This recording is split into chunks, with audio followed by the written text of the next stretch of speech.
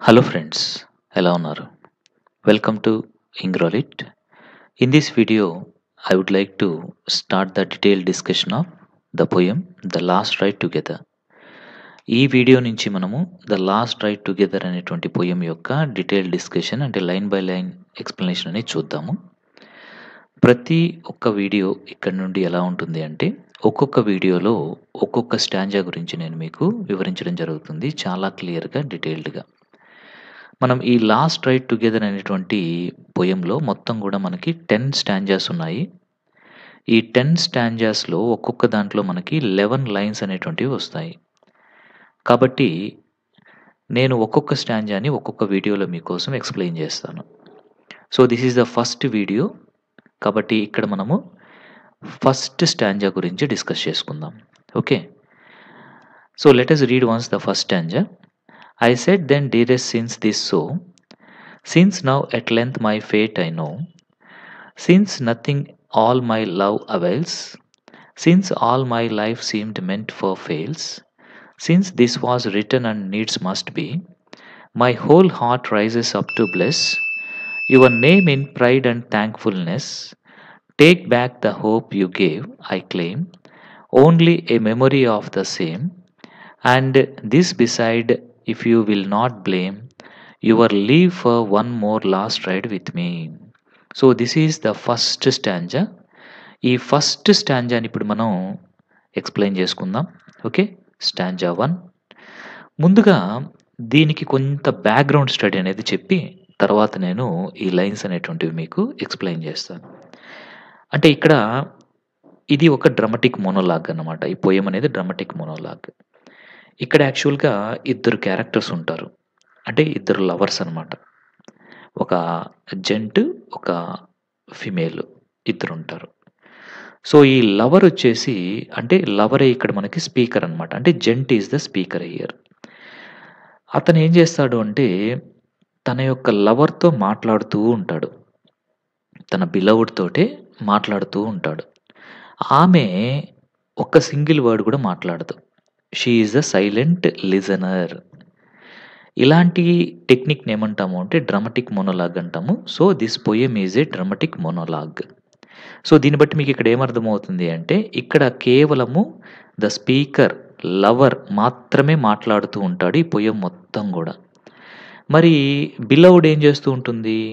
అతని యొక్క ప్రేయసి ఏం చేస్తూ ఉంటుంది? ఇతను చెప్పేటివి వింటూ ఉంటుంది. ఓకే. సో, ఒకవేళ ఆమె ఏమన్నా మాట్లాడినా మనకది ఈ పోయంలో వినిపించదు. అంటే ఈ పోయంలో లైన్స్ ఏవి కూడా ఉండవనమాట. సో, మన యొక్క స్పీకర్ యొక్క లైన్స్‌ని బట్టే ఆమె ఏమన్నా రెస్పాన్స్ ఇచ్చిందేమో మనం ఇక్కడ చూసుకోవాల్సొస్తుందనమాట. అంతే. ఓకేనా? సో, ఇక్కడ అసలు సిట్యుయేషన్ ఏంటో చెప్తాను మీకిప్పుడు. సిట్యుయేషన్ ఏంటి అంటే because this background information is very important to getting understanding of the complete poem. కాబట్టి ఇది మీరు కరెక్ట్‌గా అర్థం చేసుకోవాలి. సో, ఈ ఇద్దరు లవర్స్ వీళ్ళు చాలా క్లోజ్‌గా ఉండేవాళ్ళు. ఆ అమ్మాయి కూడా ఈ అబ్బాయిని చాలా ప్రేమించేది. ఇతను అలాగే ప్రేమించేవాడు. ఆ అమ్మాయికైతే ఇతనంటే చాలా ఇష్టం. ఒకప్పుడైతే అసలు అతని కోసం ఆ అమ్మాయి పడి చచ్చిపోయేది. అంత ప్రేమించిందనమాట అతన్ని. బట్ తర్వాత ఏం జరిగిందో మనకు తెలీదు. ఓకే.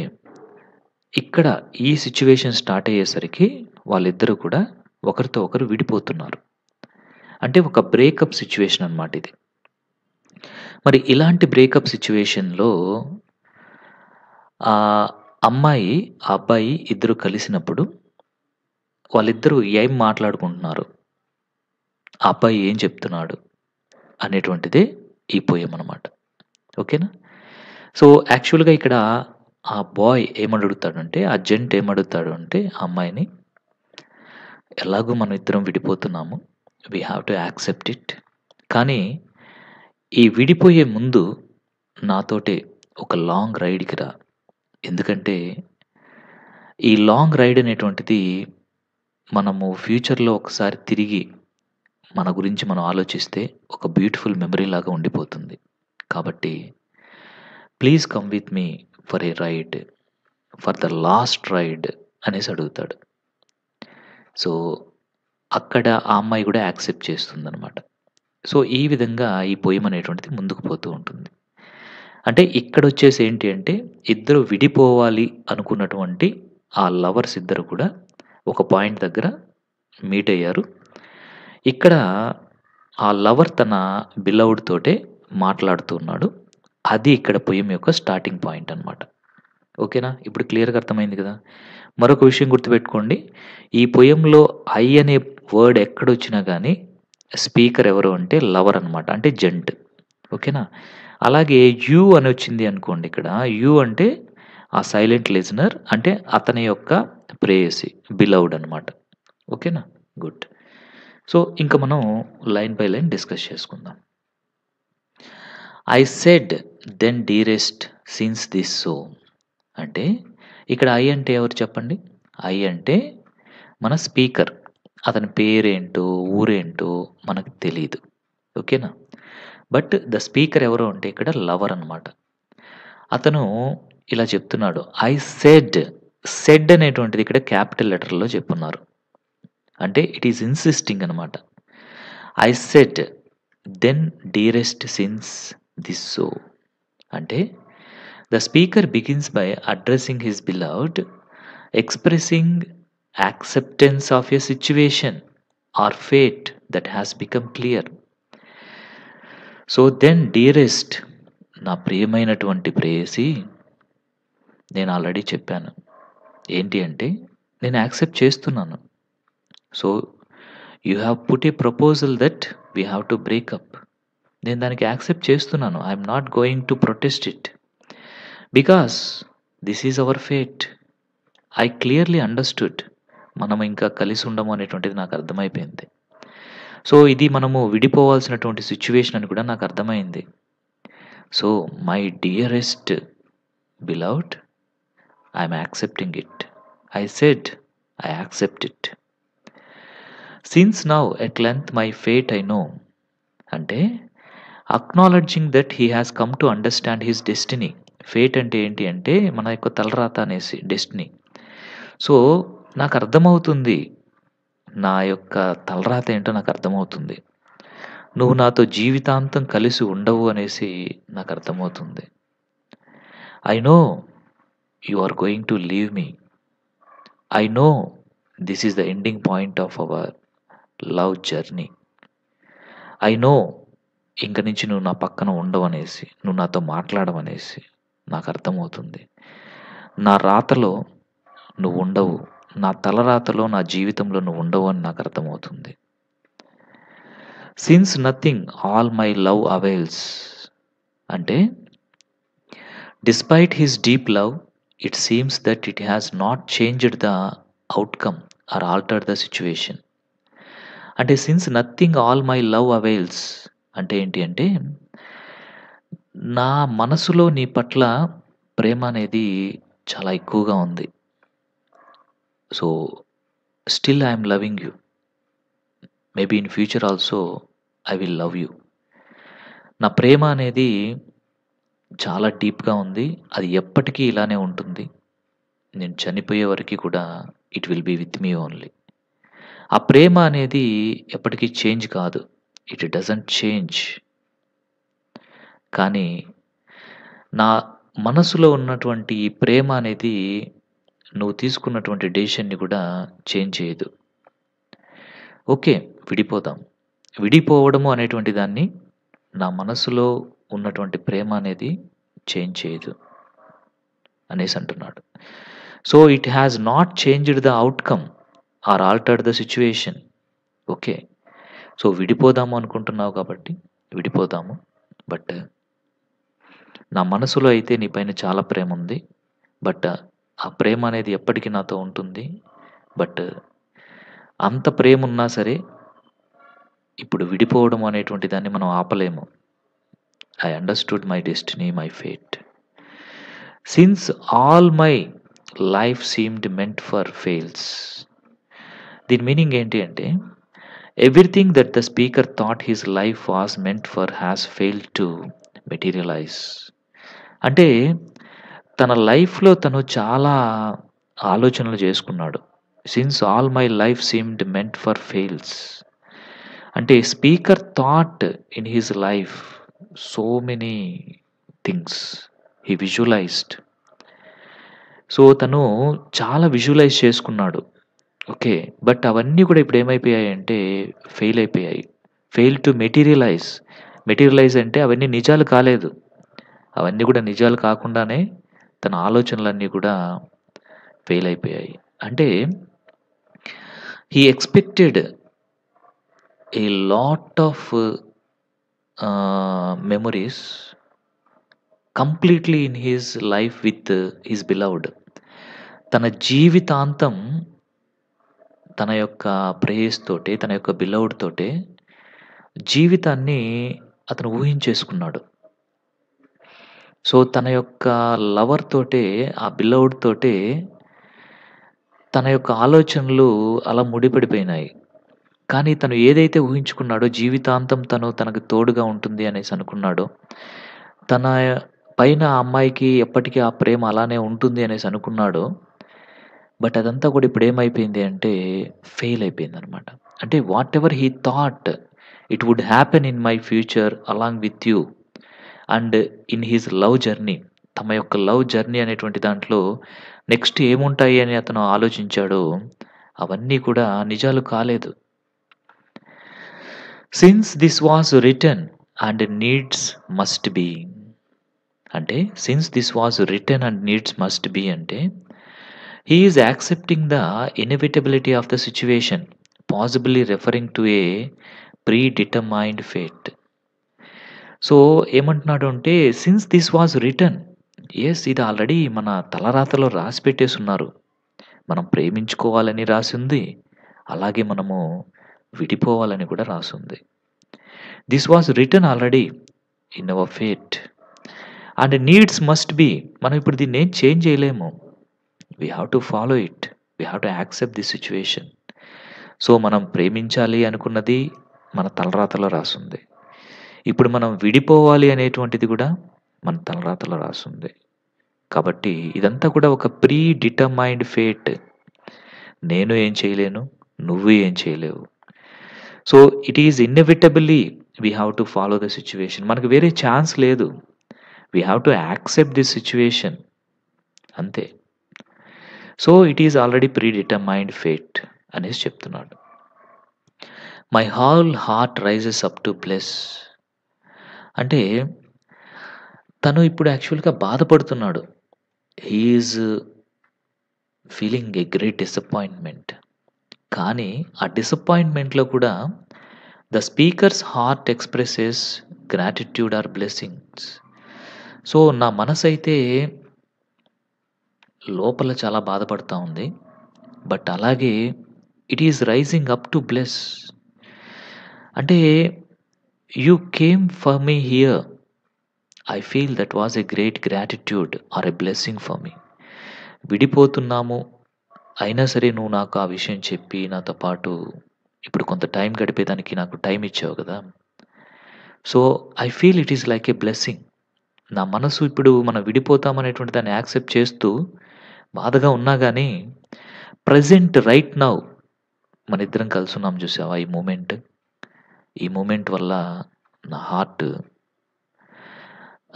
ఆ బ్లెస్సింగ్ అనేటువంటి ఫీలింగ్ తోటే ఉంది అనేసి చెప్తున్నాడు. Your name in pride and thankfulness. So, నీ పేరు అనేటువంటిది చాలా గొప్పగా, చాలా గ్రాటిట్యూడ్‌గా ఉంది అనేసి అంటున్నాడు. The speaker feels pride and thankfulness for the beloved's influence despite the outcome. ఏమని చెప్తున్నాడు అంటే, నీకు నేను థాంక్స్ చెప్పాలనుకుంటున్నాను. ఎందుకని అంటే, so you came to me and you loved me. You became a kind of hope for me. You became an influence for me. You became an encouragement to me. So, నువ్వు నాకొక encouragement లాగా, influence లాగా ఉన్నావు. నీ పేరే నాకు ఒక ఇన్‌ఫ్లూయెన్స్‌గా మారిపోయింది. నీ పేరు తలుచుకుంటే చాలు నా హార్ట్ అనేటువంటిది అలాగా గ్రేట్‌గా ఫీల్ అవుతుంది. హార్ట్ బీట్ పెరిగిపోతుంది. హార్ట్ అనేటువంటిది అలా రైజ్ అప్ అవుతుంది. So I feel your love is a blessing to me. నేను ఎలా ఫీల్ అవుతున్నాను అంటే, నీ ప్రేమ అనేటువంటిది ఒక బ్లెస్సింగ్‌గా ఫీల్ అవుతున్నాను. But let it be, the outcome is different. So ఇప్పుడు రిజల్ట్ అయితే వేరుగా ఉంది. I accept it. ఇప్పుడైతే మనం విడిపోతున్నాము. I accept it. But your love, at least some period of time I have enjoyed. And your love gave me a lot of memories. So I feel thankful for that. And your name making me happy with memories అనేసి చెప్తున్నాడు. Take back the hope you gave, I claim. So take back the hope you gave అంటే, the speaker asks the beloved to take back any hope that was given.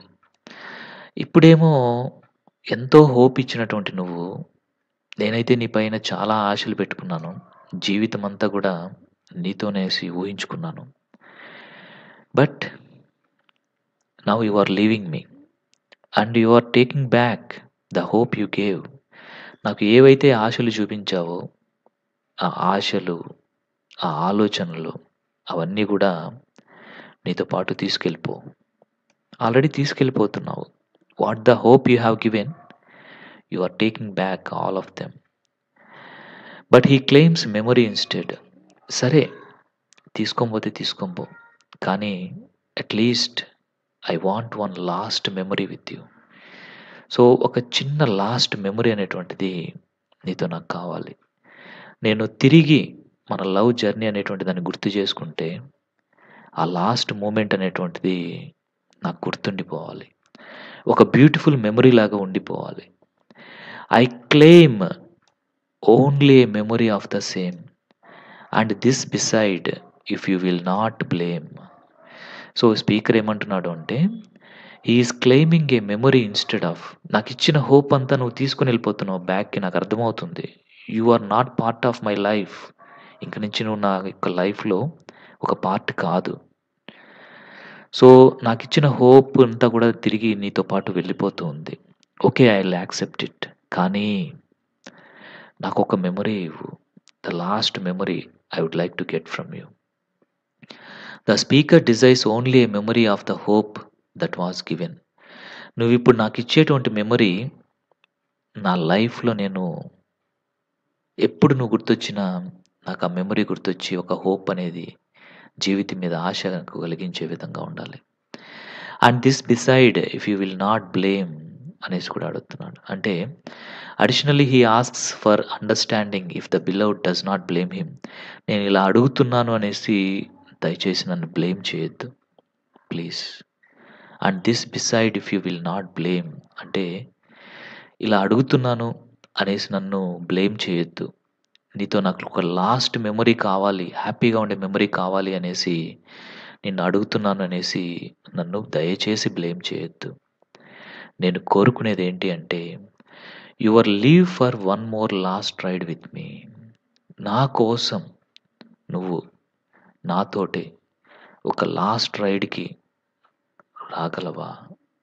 This is my request అనేసి అడుగుతున్నాడు. అంటే he is requesting permission for one final journey together. So మన love జర్నీలో last chapter అనేటువంటిది చాలా బ్యూటిఫుల్‌గా ఉండాలి.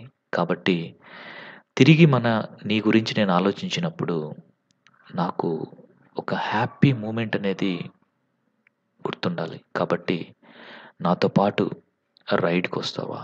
Last ride. It is the last ride. One more last ride. ఇప్పటివరకి మనము కొన్ని రైడ్స్‌కి వెళ్ళున్నాము.